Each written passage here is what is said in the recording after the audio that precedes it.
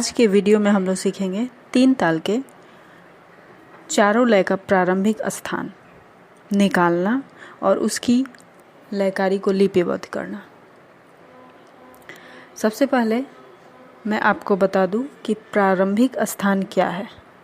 प्रारंभिक स्थान अगर आप दुगुन लय की निकालते हैं तो सिर्फ इसकी एक आवृत्ति को बोलना है। मतलब तीन ताल में अगर दुगुन लय को आप लिपिबद्ध कर रहे हैं तो आपको भी पता है कि पूरे एक आवर्तन में दुगुन लय के लिए तीन ताल को दो बार लिखना पड़ता है, जबकि प्रारंभिक स्थान सिर्फ एक आवृत्ति को लिया जाता है। और वो भी जो एक आवृत्ति होती है वह जहाँ से हम बोलना स्टार्ट करते हैं वह ताल के आखिरी मात्रा पे आनी चाहिए। यह कोई तोड़ा टुकड़ा परन तो है नहीं जिससे वो सम पे आएगा, इसलिए वह ताल के आखिरी मात्रा पर जाकर उसकी लयकारी खत्म होती है, चाहे वो दुगुन हो, तिगुन हो या चौगुन है। ठा का प्रारंभिक स्थान इसलिए मैं नहीं बोल रही हूँ क्योंकि हर ताल का जो भी ठा की लयकारी होती है वह अपने पहले मात्रा से ही प्रारंभिक स्थान में मानी जाती है, क्योंकि प्रारंभिक स्थान का नियम है कि एक आवृत्ति को बोलना है, चाहे वो उसकी लयकारी कोई भी हो। तो ठा की जब लयकारी बनती है तो वो एक आवृत्ति की ही होती है जो कि अपने ताल के पहले मात्रा से आखिरी मात्रा तक जाती है। इसलिए हम सिर्फ यहाँ ठा को ही लिपिबद्ध कर देंगे, लेकिन इसका प्रारंभिक स्थान किसी भी ताल के लिए जवाब होगा कि ठा लय के लिए प्रारंभिक स्थान स्वयं उस ताल की पहली मात्रा होती है।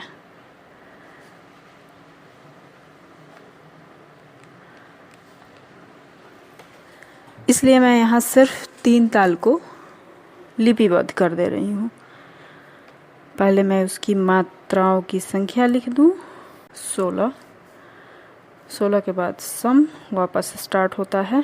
मात्राएं होंगी धा, धिन, धिन, धा, धा, धिन, धिन, धा, धा, तिन, तिन, ता, ता, धिन, धिन, धा।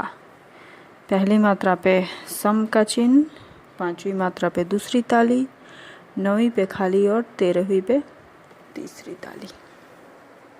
यह हो गया ठा लय का लयकारी तीन ताल। और प्रारंभिक स्थान इसका स्वयं का पहली मात्रा, क्योंकि यह एक आवृत्ति ही होता है ठा लय में। तो जाहिर सी बात है कि प्रारंभिक स्थान का जब भी आपको क्वेश्चन मिलेगा एग्जामिनेशन में तो वो या तो दुगुन लय के लिए होगा या तिगुन के लिए होगा या चौगुन के लिए होगा। आर के लिए हो सकता है, कुआर हो सकता है, बियार हो सकता है, पचगुन, छठगुन, सतगुन, इन सारे गुण के लिए प्रारंभिक स्थान का क्वेश्चन आता है। मीन्स ठा लय के लिए आपको कहीं क्वेश्चन नहीं मिलेगा, लेकिन फिर भी कभी कभी हमें फंसाने के लिए एग्जामिनर कुछ भी क्वेश्चन कर देते हैं। तो ये हमें पता होना चाहिए कि हर ताल की उसकी पहली मात्रा ठा लय में उसका प्रारंभिक स्थान होती है। ये आपका जवाब हो जाएगा। अब दुगुन लय के लिए दुगुन लय का प्रारंभिक स्थान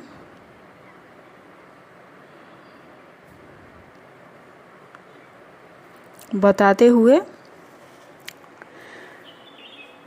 लयकारी को लिपिबद्ध कीजिए।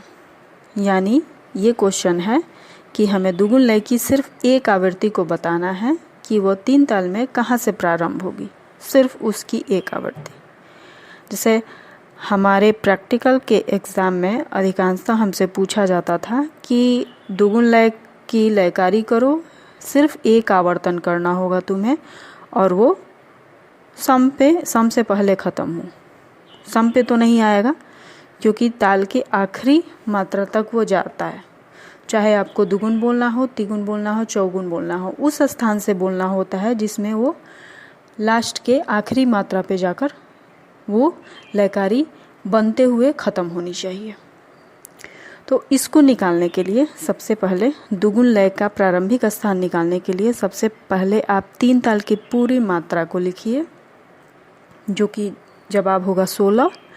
और दुगुन लय का निकालना है तो उसको आप 2 से भाग दीजिए।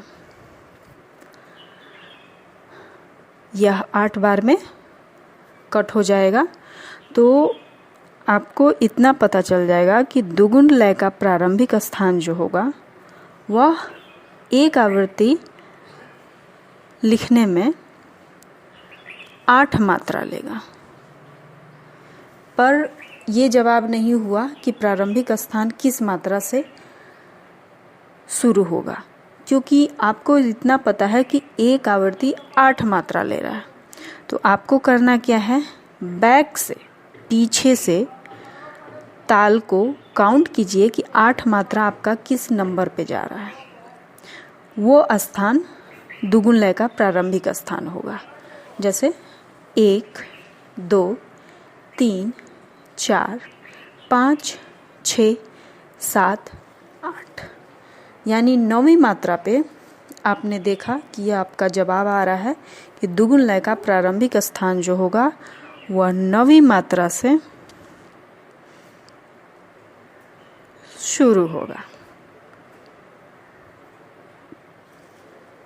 तो जब हम इसकी पढ़ंत करेंगे तो सादा सा हम बोल के जाएंगे धा धिन धिन धा, धा धिन धिन धा, और 8 तक अपना ताली खाली दिखाकर उंगली के द्वारा 9वीं से हम खाली से दुगुन का लय बनाएंगे। अब इससे पहले हम लिपिबद्ध कर लें। पढ़ंत की वीडियो मैं अलग से बना दूंगी। मैं सबसे पहले यहाँ पे सिर्फ लयकारी की वीडियो बना रही हूँ। तो लयकारी के लिए मैं पहले यहाँ मात्राएं लिख लूँ। ये आपको ध्यान रखना होगा कि जब दुगुन का लयकारी लिपिबद्ध करना हो या तिगुन या चौगुन तो उसके लिए स्पेस थोड़ा बढ़ाते जाना होगा, क्योंकि यहाँ जितने कम स्पेस में मैंने 1 2 लिखा है 8 तक, इसमें सिर्फ सिंगल लिखना है, जो कि आपको ये बताएगा कि ये 8 मात्रे तक आपको सादा करना है, ठा लय दिखानी है। और 9वीं मात्रा से आपको दुगुन की लयकारी को प्रारंभिक स्थान से ताल के आखिरी मात्रा तक उसको लेके जाना है। धा धिन। अब यहाँ एक चीज़ ध्यान रखिएगा कि आपने 8 मात्रा तक लिखा है धा धिन धिन धा, धा धिन धिन धा। तो यहाँ 9वीं मात्रा से धा तीन तीन ता गलती से भी नहीं लिखिएगा, क्योंकि प्रारंभिक स्थान वो एक आवृत्ति बोलनी है तो वो सम से ही बोला जाता है। आपने जो भी मात्रा इधर ख़त्म की है, जो बाकी रह गया है, उसको ध्यान नहीं देना है। धा धिन धिन धा, धा धिन धिन धा,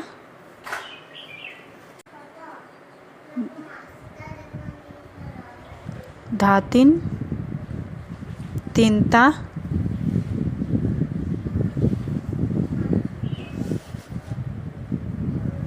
ता धिन धिन धा। यह हो गई दुगुन लय का प्रारंभिक स्थान निकालते हुए उसकी लयकारी को लिपिबद्ध करना। अब हम इसमें ताली और खाली यथास्थान जिस मात्रे पे लगाई जाती है वहाँ लगा लेते हैं। यह हो गया आपका दुगुन लय का प्रारंभिक स्थान बताते हुए उसकी लयकारी को लिपिबद्ध करना। तिगुन लय का प्रारंभिक स्थान बताते हुए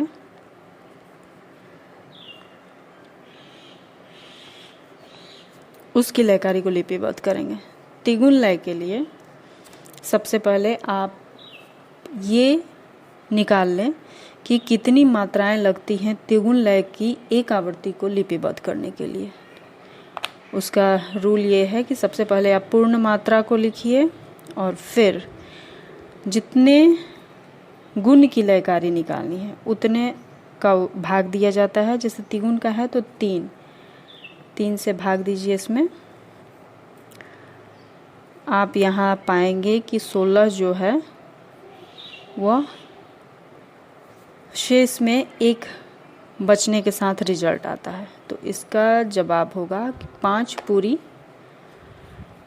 और 1 जो शेष बचा है वो ऊपर लिखेंगे और बट्टे में आएगा आपका 1/3।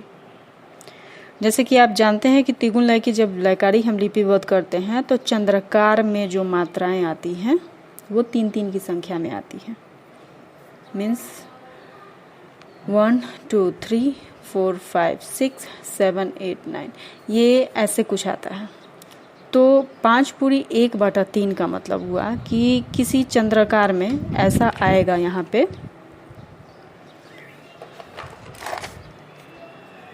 कि जब हम इसे प्रारंभ करेंगे तो सिर्फ 1 मात्रा को हम यहाँ लिखेंगे और उससे पहले 2 की संख्या में मात्राओं को अवग्रह के रूप में लिखना होगा।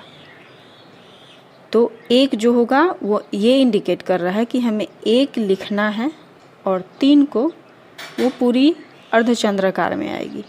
तो जाहिर सी बात है जब 3 में से हम 1 घटाएंगे तो 2 अवग्रह हमारे पास बचेगा।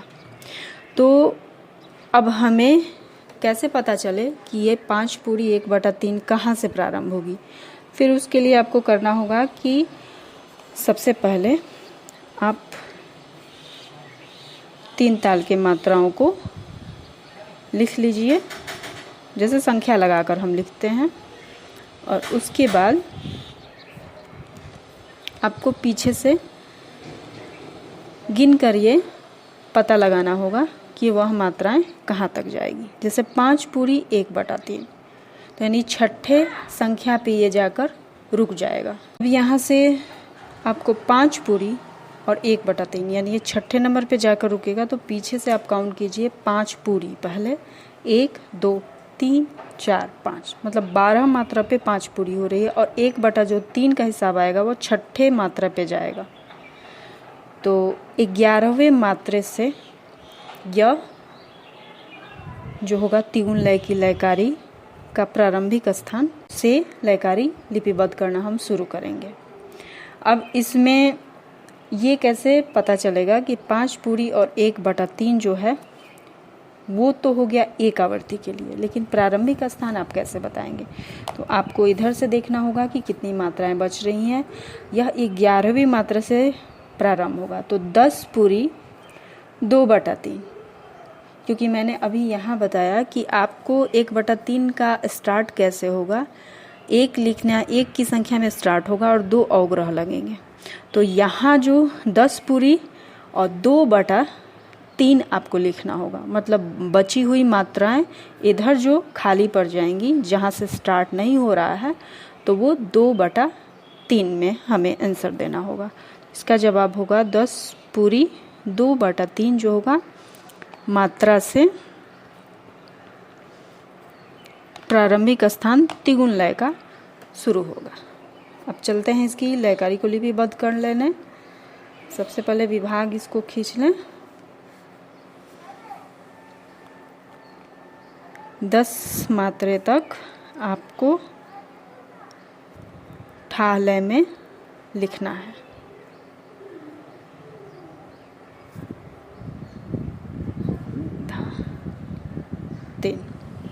हम यहाँ पे नहीं लिखेंगे कोई भी मात्रा, क्योंकि हमारा 11वीं मात्रा से ही यह प्रारंभिक स्थान बताते हुए लयकारी लिपिबद्ध हो रही है। तो यहाँ से हम वो मात्रा छोड़ देंगे। 10 मात्रे तक हमने लिख लिया है ठा लय में। अब यहाँ से हमें 2 अवग्रह का इस्तेमाल करना है और स्टार्ट करना है धा। धिन धिन धा। एक चंद्राकार में आपको 3-3 की संख्या में मात्राएं पढ़नी चाहिए। धिन धा धा तिन तिन ता ता धिन धिन धा।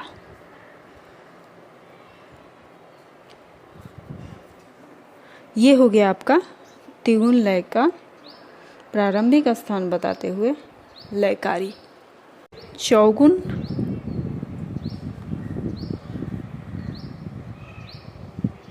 लय का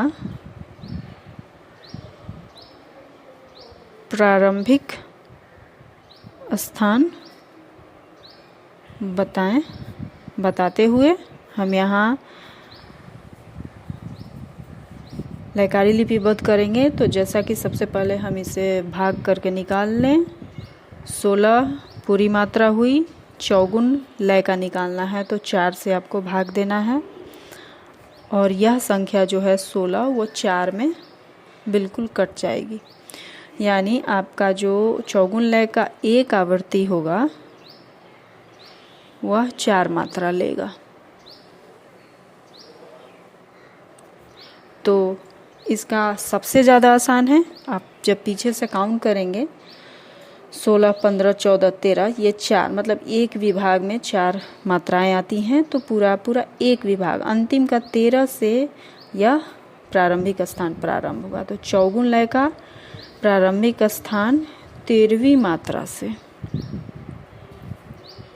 होगा, शुरू होगा। इसकी लयकारी भी दिखाना आपको काफ़ी आसान रहेगा। जैसे दुगुन की लयकारी भी दिखाना आसान रहेगा, चौगुन की भी प्रारंभिक स्थान से दिखाना आसान रहेगा, लेकिन त्रिगुण थोड़ा सा डिफ़िकल्ट हो जाता है क्योंकि हमें इस हिसाब से उठाना पड़ता है कि 11 हम दिखाएं भी और अंत में धा बोलते हुए फिर उस बैलेंस के साथ ख़त्म करें कि वो धिन धिन धा 12 पे पढ़ना चाहिए। लेकिन चौगुन के साथ ये प्रॉब्लम नहीं आती है। यह लयकारी काफ़ी सीधी मानी जाती है। 6, 7, 8, 9, 10, 11, 12। जैसा कि यह मात्रा लिखने के लिए मैंने काफ़ी छोटी जगह यूज़ की क्योंकि इसके बाद जो चौगुन लिखना है वो थोड़ा ज़्यादा स्पेस लेगा। धिन धिन धा धा तिन तिन ता। ये हो गया। 12 मात्रा तक आपको जैसे ठा लय में होता है वैसे लिपिबद्ध कर लेना है। उसके बाद 13 से चौगुन की लयकारी प्रारंभिक स्थान से शुरू होगी।